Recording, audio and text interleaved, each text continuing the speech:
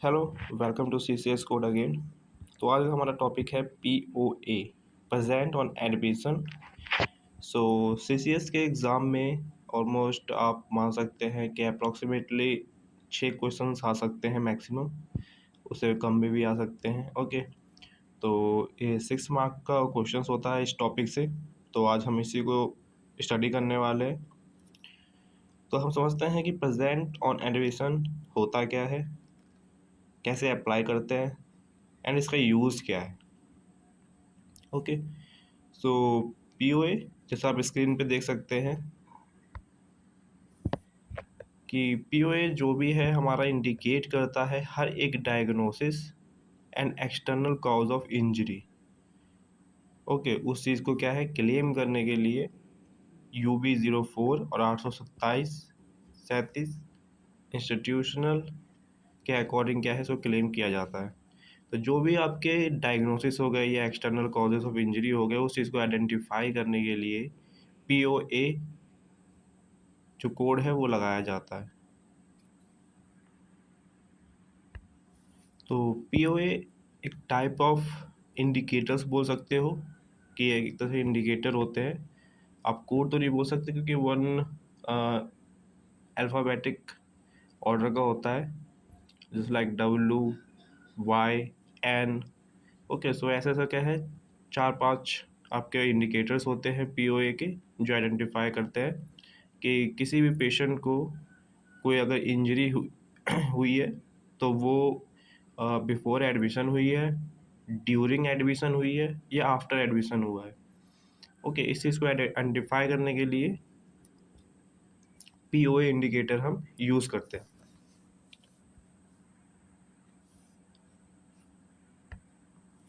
POA indicator जो है वो आपका जब पूरी तरीके से कोडिंग हो जाती है उसके बाद हम इस चीज़ को क्या है अप्लाई करते हैं। ओके, सो अगर आप किसी सिनेरियो का कोड कर रहे हैं तो वो जब पूरा कोडिंग हो जाएगा आपका, एक रियल लाइफ में बता रहा हूँ, तो जब पूरा कोडिंग हो जाएगा उसके बाद POA इंडिकेटर जो है हम उसके अंदर अप्लाई करते हैं।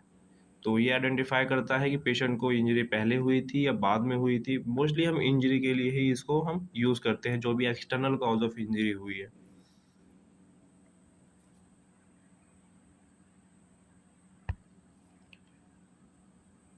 तो आप देख सकते हैं the PO indicator should be assigned to those condition that have been coded.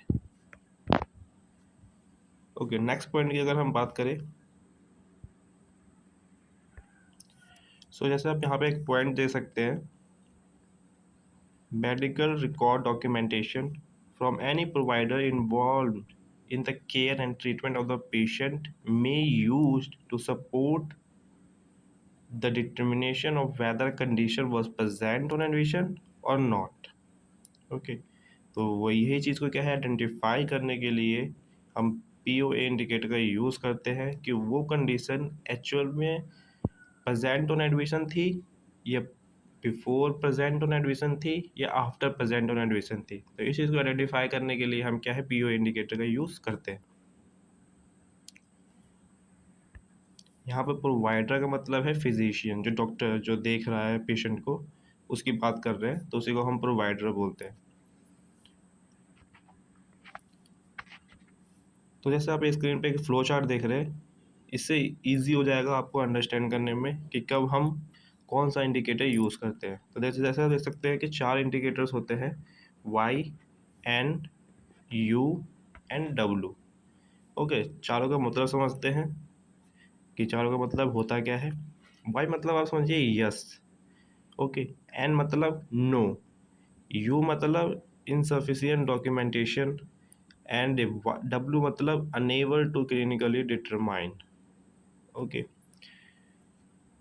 तो एक एग्जांपल से समझते हैं। जैसे आप देख सकते हैं स्क्रीन पे प्रेजेंट ऑन एडमिशन POA कब हम यूज़ करेंगे, कैसे यूज़ करेंगे। एक एग्जांपल से समझते हैं। एक पेशेंट आया हॉस्पिटल में एंड वो रिसेप्शन पे गया एंड वो बोलता है कि मुझे ये कंडीशन है एंड मुझे डायग्नोस करवाना है एंड चेक करवाना है डॉक्टर से, तो मुझे अपॉइंटमेंट दे दीजिए। तो एग्जाम्पल आप ले सकते हैं कि उसको कंजस्टिव हार्ट फेलियर था एंड हाइपरटेंशन था। ओके, 2 कंडीशन उसने बताई कि मुझे ये 2 कंडीशन है, अब मुझे एडमिट होना है इस चीज़ के लिए। अब वो जैसे ही आता है वैसे ही वो रिसेप्शन में मिल के और आगे बढ़ता है, वैसे ही वो वहाँ पे वो फॉल हो जाता है, गिर जाता है। ओके, एंड जैसे ही गिरता है उसके बाद फिर वो एडमिट हो जाता है। तो अब जो है पीओए इंडिकेटर वहाँ पे वाई जाएगा, एन जाएगा, यू जाएगा या डब्ल्यू जाएगा, क्वेश्चन ये है। तो वहाँ पे क्या जाएगा, प्रेजेंट ऑन एडमिशन मतलब एडमिशन के दौरान उस कंडीशन उसको पेशेंट को कंडीशन थी कि नहीं थी। ओके, उस टाइम वो एडमिट नहीं हुआ था जब वो गिरा, तो एडमिट होने से पहले वो गिर गया। ओके, तो यहाँ पे क्या जाएगा आपका पीओए, सो यहाँ पे वाई जाएगा। ओके, क्योंकि उसको प्रेजेंट ऑन एडमिशन थी, एडमिशन के दौरान उससे पहले ही वो क्या है हॉस्पिटल के अंदर गिर गया, तो उसको कंडीशन क्या है, इंजरी जो है उसको हो गई, तो यहाँ पे वाई जाएगा।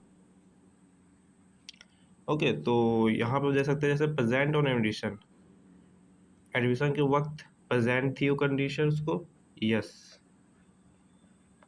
ओके, तो present and patient is admitted, तो वाई।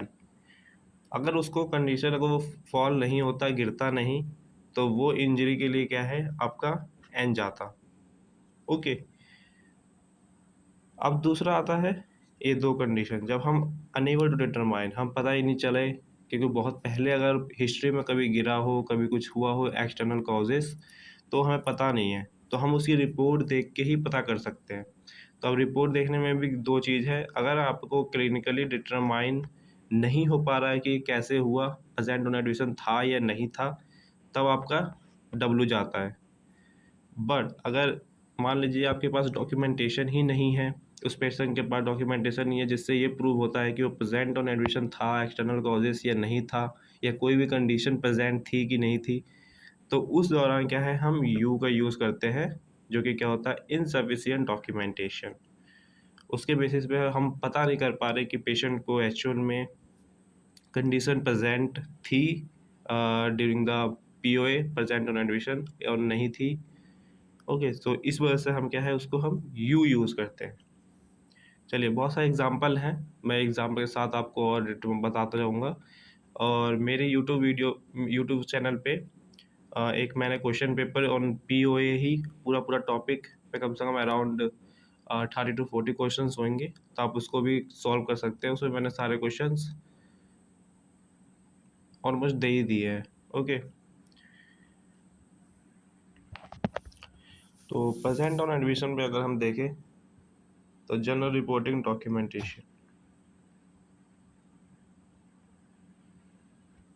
और क्या क्या रिक्वायरमेंट्स हो सकती हैं, तो आप देख सकते हैं जैसे कि अगर प्रेजेंट ऑन एडमिशन वाई हम कब लगाएंगे, जब condition that develop during the outpatient encounter including emergency department observation outpatient surgery are consider as a POA.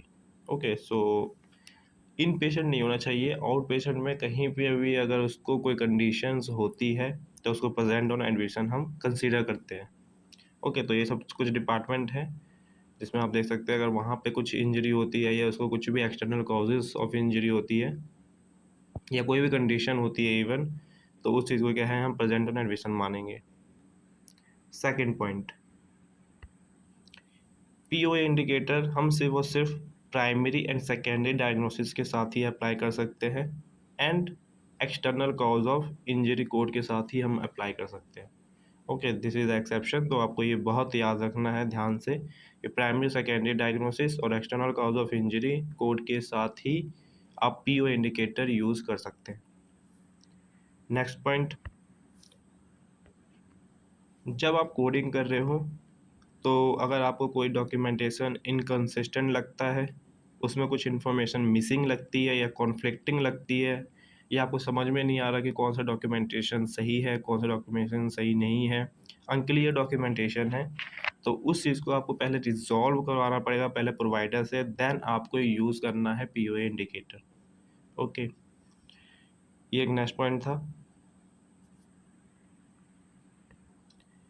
अगर कोई कंडीशन आप सही से कोड नहीं करते हैं, जो कि आपका UHDDS डेफिनेशन के अकॉर्डिंग होता है, एंड करेंटली जो भी ऑफिशियल कोडिंग गाइडलाइन है उसके अकॉर्डिंग अगर नहीं होता है, देन PO इंडिकेटर आप यूज़ नहीं कर सकते। ओके, एक और पॉइंट है, UHDDS के बारे में भी एक टॉपिक है जिसमें पेपर में आता है, तो आप उस टॉपिक को भी समझेंगे आगे। तो नेक्स्ट अगर हम देखें तो मैंने जैसा बताया कि Y मतलब यस, N मतलब नो, U मतलब अननाउन, एंड W मतलब क्लिनिकली अनडिटरमाइंड डॉक्यूमेंटेशन है, तो उसके बेसिस पे होता है।